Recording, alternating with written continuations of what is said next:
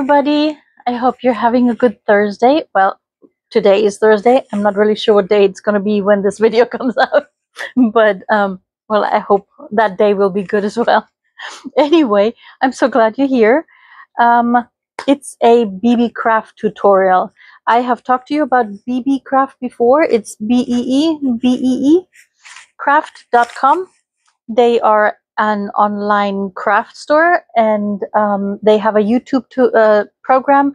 If you have at least 100 subscribers on your YouTube channel, you can get into this program.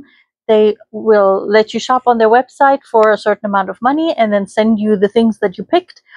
And you just make a couple of videos on the unboxing and how you use what you actually got there. So I have done the unboxing video, and I wanted to show you now what I'm doing with one of the kits. So you already know what I got, but I'm using one of the kits that I got there. The what's it called? The little coin pouches that I got.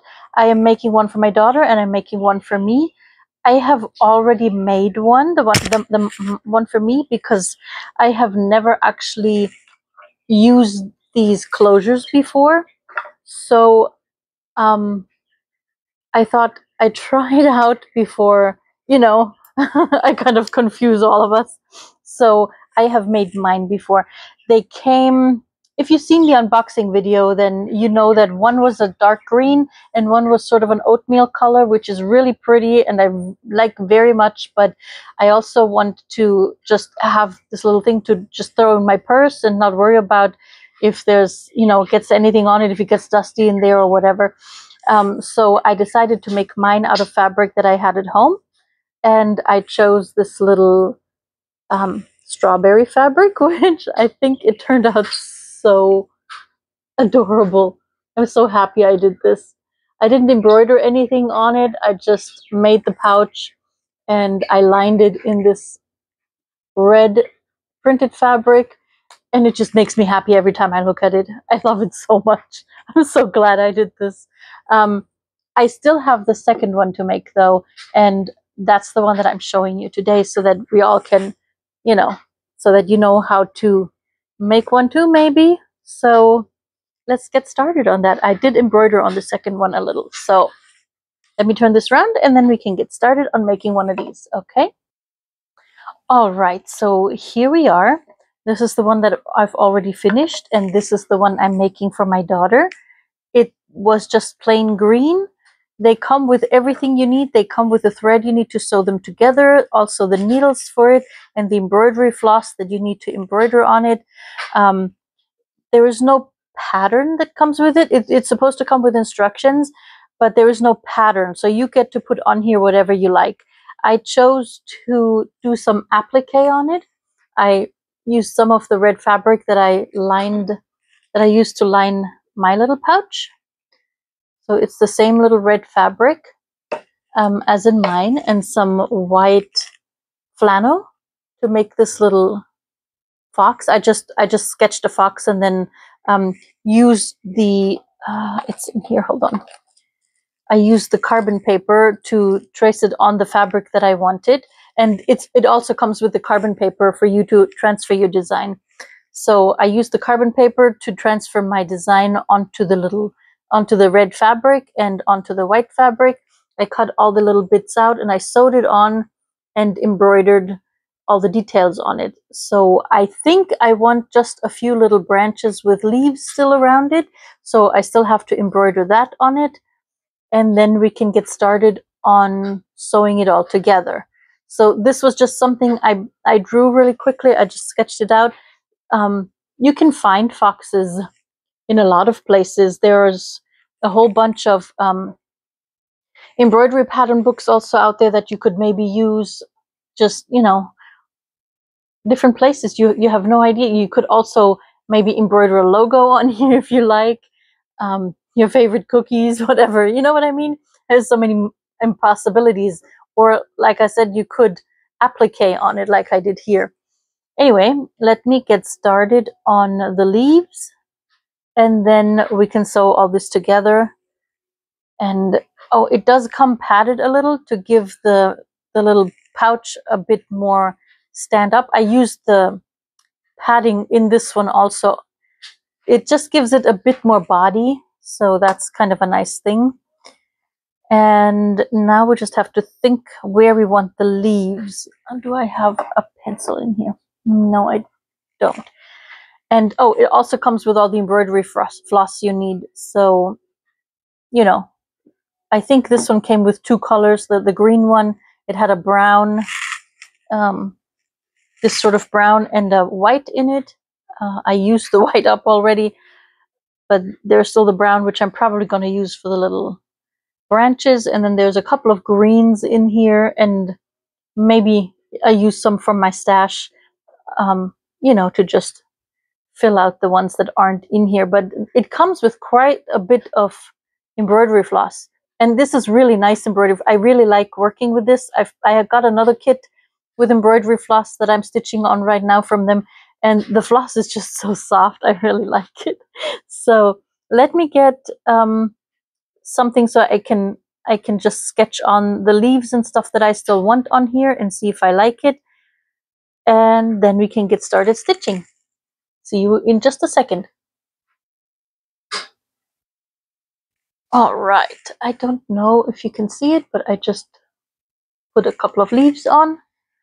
Here is my needle. Actually, complete honesty, I broke two needles. The two needles that came, I broke them sewing this on because I have never done it.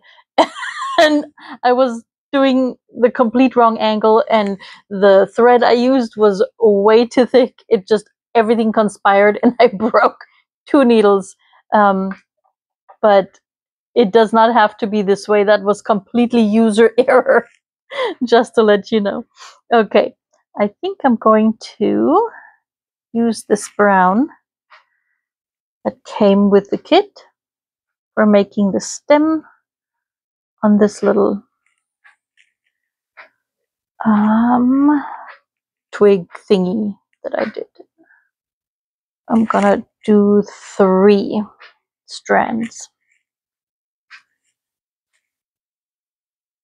2 or 3. I used 3 for the others. I might just use, should I use 2 so it's a little bit less? I think I'm just gonna go with 2. All right, let's see. Where are they? Here. I'm going to do an, oh, no, that wasn't it. I'm going to do an outline stitch for the stem, and then a leaf stitch for the leaves. You can look them up. They're not hard. Oh no, I have a knot in here already. Yeah, there we go. Okay. Definitely look them up. It's fun to do. For the outline stitch, you basically come up through the fabric, take a stitch into the fabric, and then just go back to where your needle came back out in the first place, and that's where you come back up. Okay, let's do this. Okay, just start here.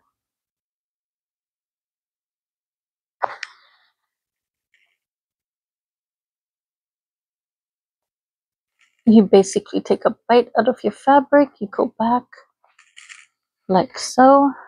It's kind of hard. I hope I'm in frame. And then you come up right here where you first came up. Can you see that? So I came out here, I went down there, and now I'm coming back up here. And you pull it out all the way through. There you go. And then you take the next stitch. I like to, I show you. So you go back down here. And then you come out again where you came out just before here. Here. So you can either do it this way or with the thread, or obviously on the other side of your needle, like so. I like to come out with the needle always on the inside of the curve that I'm stitching, if that makes sense, because it helps the stitch curve around a little easier.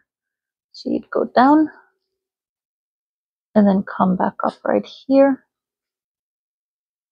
And again, I make sure that my thread is always on the outside of the curve and my needle on the inside of the curve I'm stitching.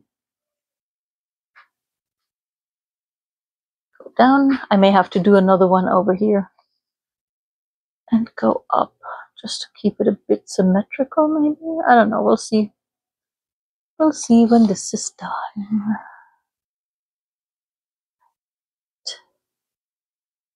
Ow! Oh, that was a big one.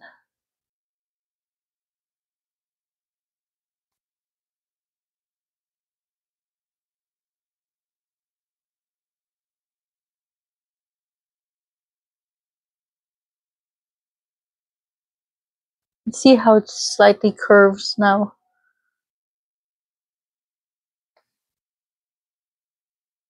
I'm gonna go behind his face.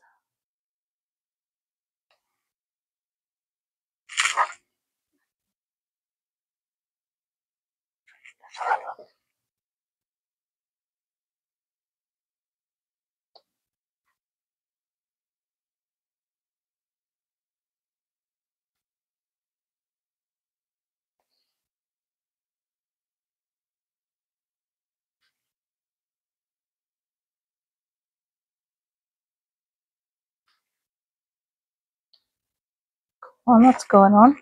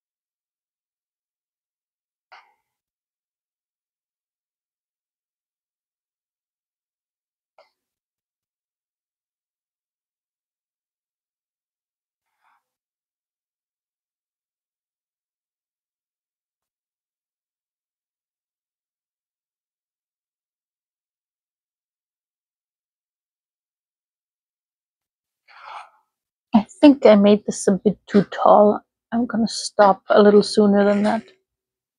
Radish, are you hunting a fly? What are you doing? Radish.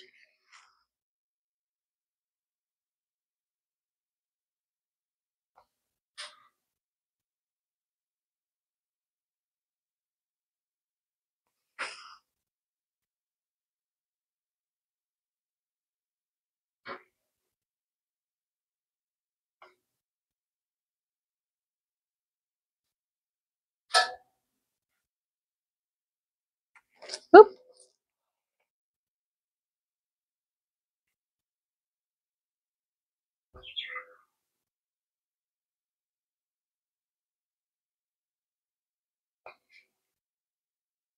Right, there we have the little branch. I put it on there with just a pencil so I can erase it later.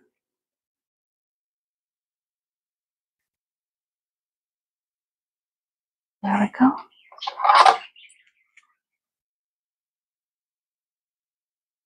That's one. Now I'm gonna do the, oh, what did I do now?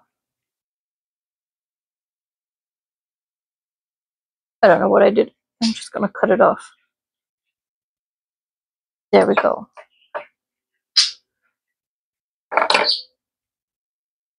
Is there something wrong with my needle? No. Anyway, now we're gonna do the little leaves.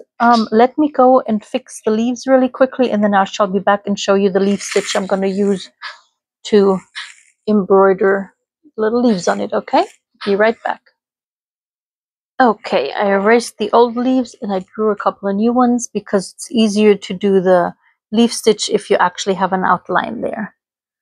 The way I do it is like this. I go in at the bottom of the leaf. You could just draw the middle line if you wanted to, the vein line. I like to stitch it. So I just go up really quickly, like so, to mark where the middle of the leaf is. Yep. I hope you can see it's in the middle of that leaf that I drew. And then you come out, let me hold this, you come out right next to that middle line. You could put this in an embroidery frame if you like. I think it's okay the way it is because, you know, it has that little stabilizer on the back. Anyway, so you come out right behind, right beside that middle of the leaf, and then you go down. It's kind of hard to embroider like this. You go down in the middle where that leaf, where you embroidered the vein. And then you do one on the other side, right here. See?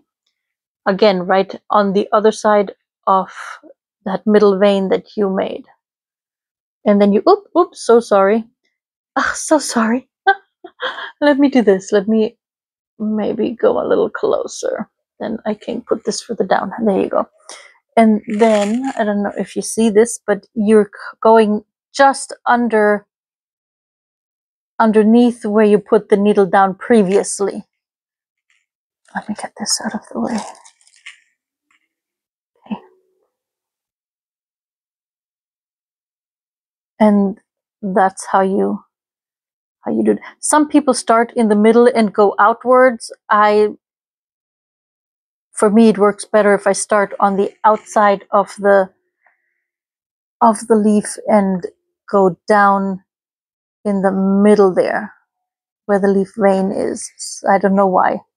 It just works better for me that way. And then one on this side, if I could see it without the camera in my face, kind of hard. And you just start going down the leaf shape. Just always, just one beyond, where you just,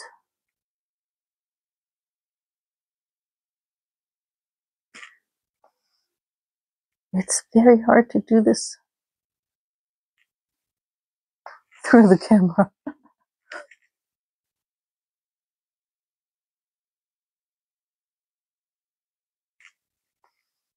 Just like that, and a little further down. Okay, I'm gonna embroider these leaves really quickly because I really cannot see with the camera in my face. So, and then I'll be back, okay?